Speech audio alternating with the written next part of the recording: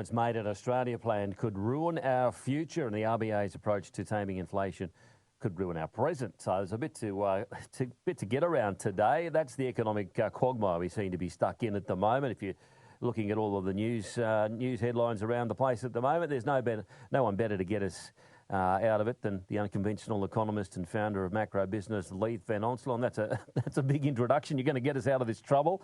G'day, Leith. G'day, Bill. How are you? Yes, good, mate, good. Well, at least you can maybe help us get our heads around it a bit more. Are we at risk, firstly, of a recession if the RBA decides to jack up interest rates next month?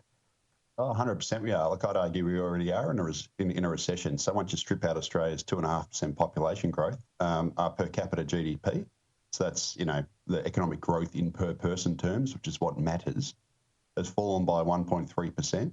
over the 5 quarters to March, which is the most recent data we've got, and all the high frequency data that we've received since the first quarter has basically been pretty negative. So I'd argue that we already are in a recession, and obviously hiking interest rates further would deepen the issue.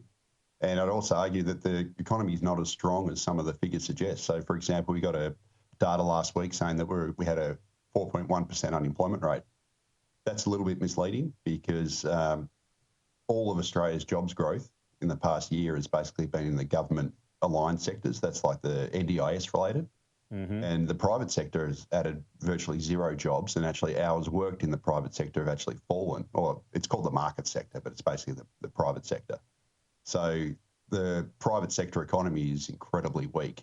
We've created 0 jobs with less hours worked, despite the fact we had 2.5% population growth. And I think if the Reserve Bank of Australia hikes rates again, it's just going to, risk pushing us potentially into a technical recession, not just a per capita recession. So how pivotal is this Reserve Bank meeting ahead of the decision for? Absolutely pivotal, and it's all going to hinge on the 31st of August inflation data. Mm. So basically, if the quarterly inflation comes in above 1%, there's a pretty good chance the Reserve Bank will hike. If it comes in 1% or less, they'll probably hold. Well, they'll most definitely hold, I think. And I think, the balance of probabilities is that they'll hold, but you just never know. We've obviously got a lot of inflationary pressures in the economy, and they're not really related to demand, like people, going out and spending stupidly. It's more related to supply constraints. So we've got, super high materials costs, and the things I always talk about. We've got extremely high immigration, which is pushing up housing inflation, particularly rents. That's a federal government policy issue. They created that problem. And we've also got obviously very high energy inflation because we've completely stuffed energy policy in this country, and we've, forced Australians on the East Coast to pay the world's highest gas prices, which feeds into electricity prices because gas is used to create electricity, despite the fact that we export more than 70% of it. So, we're the only...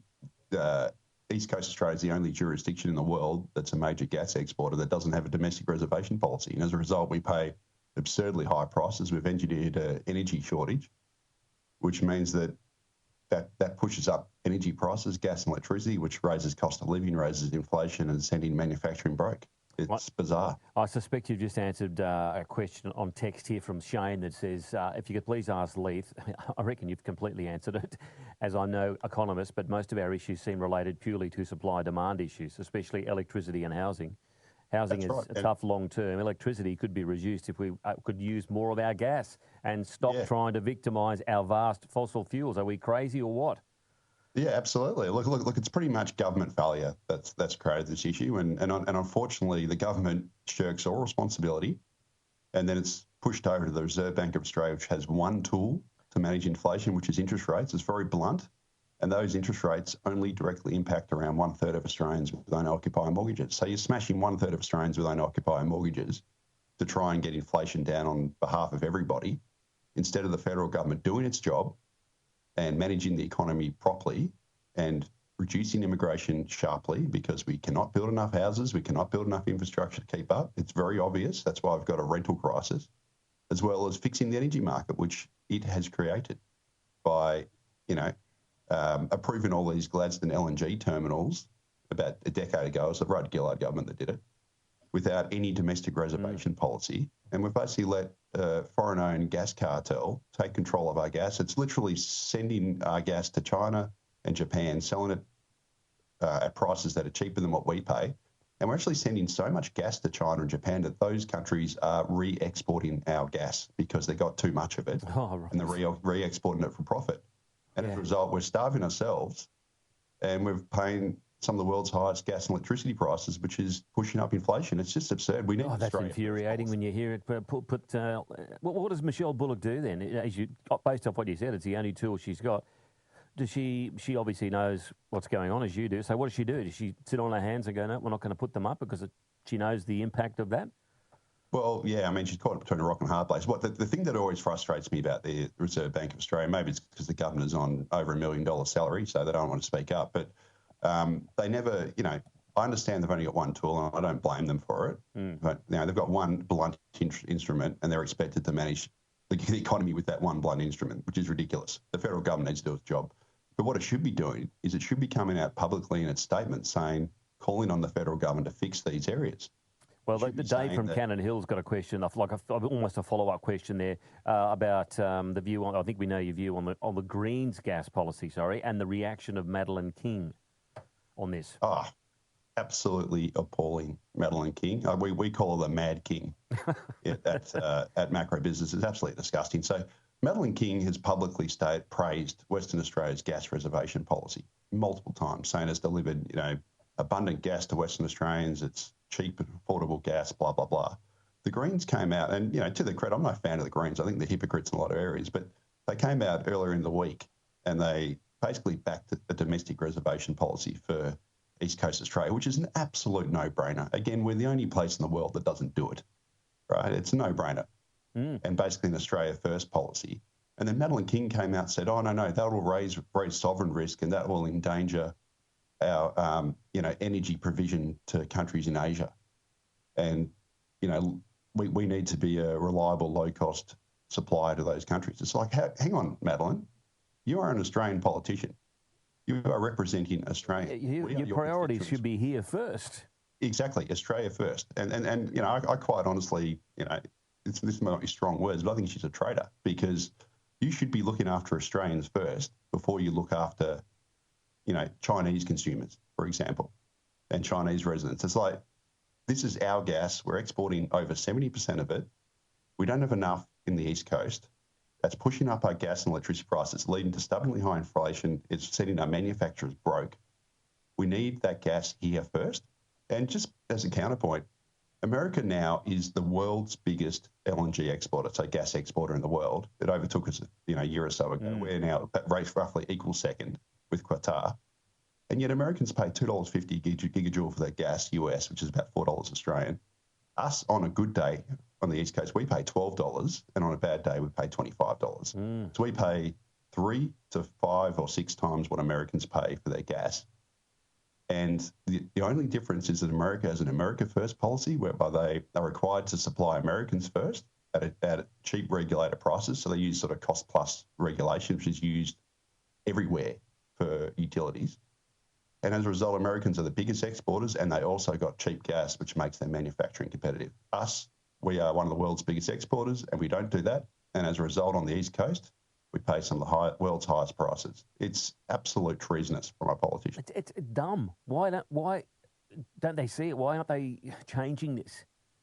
Well, I mean, I don't want to say anything defamatory, but follow the money, I guess. Yeah. Okay. Yep. Okay.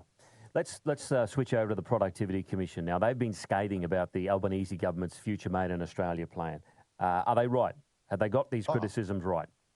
Absolutely, and it all gets back to what I've just talked about. So the Productivity Commission's basically said that the Future Made in Australia risks creating a host of inefficient and uncompetitive firms that will forever be reliant on subsidies. So basically what this Future Made in Australia is, it's a $23 billion program over 10 years to subsidise low emissions manufacturing. So, solar panel production, all this sort of stuff. Again, it's picking winners by the government. And the ridiculous thing about it is we wouldn't need to do any of this stuff. We'd have a competitive manufacturing industry if the federal government just fixed the gas market and gave us cheap gas and electricity. So It's stupid. So they're basically, we have manufacturers closing down left, right, and centre, or threatening to close down because it's uncompetitive in Australia because our energy prices are so high. They pay so much more than elsewhere. And a classic example is that Australia's last plastics manufacturer, Quenos, announced earlier in the year that's closing down because the gas price is too high. And here's a question for you. So they're going to shut down at the end of the year. Yeah. Where is the plastics going to come from that Albo wants to put in our locally made solar panels and wind farms and all this sort of stuff when Australia's last plastic manufacturer has closed down because of high energy prices?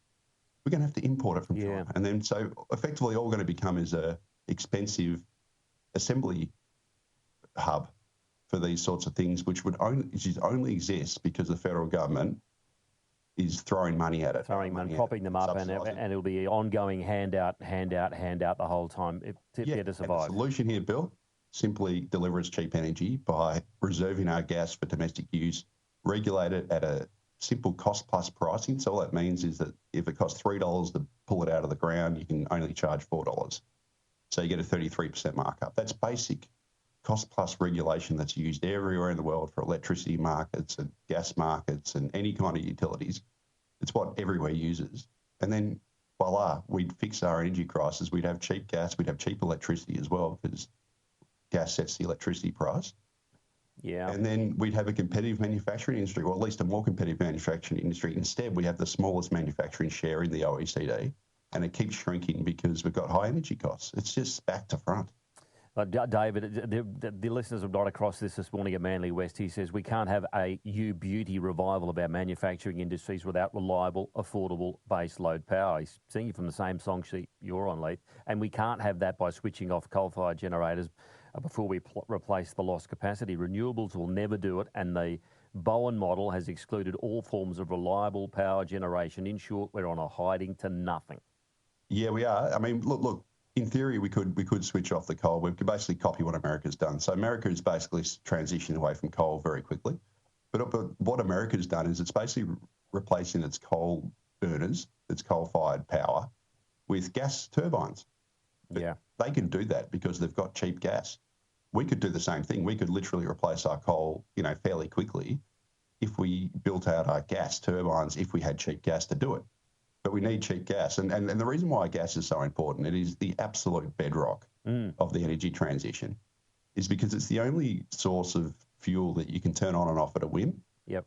And whereas, for example, if we build out wind and solar, et cetera, those things are intermittent. So wind is only good, obviously, when it's windy, and solar is good when we've got sunshine. So you need gas as you need a backup that can be turned on and off just to meet the demand when it comes in. You can't really do that with coal because coal takes hours to fire up. It's like a slow burning boiler process. And you can't even do it with nuclear. So gas is really, if they really want us to transition from coal onto renewables, you need gas as the backup to power whenever those renewables aren't sufficient, which is a lot of the time. So gas is really bedrock, and that's basically what America's doing. America's building out its renewables, it's closing down its coal, and it's replacing its coal with gas as the firming power. And as a result, America's per capita emissions are falling quickly. And they've actually fallen below Australia's because gas is a lot cleaner than coal. It's maddening. None of this is rocket science. No, it's maddening when you hear how simple it is and how basic it is. But with the people in charge in our country for all this are going another way and they don't hear it all. Michael's texted in and said, this guy needs to be PM. He's talking about you. I appreciate your time as always, Leith. Oh, no worries, Bill, and thanks for the nice comment. Good on you. That's Leith Van Onselen, Macro Business, and he's the founder of Macro Business and the Unconventional Economist. So if you want to read any more and see any more about what Leith does, that's where you go. Just have a look online. It's 10 minutes to 11. I'll get to more.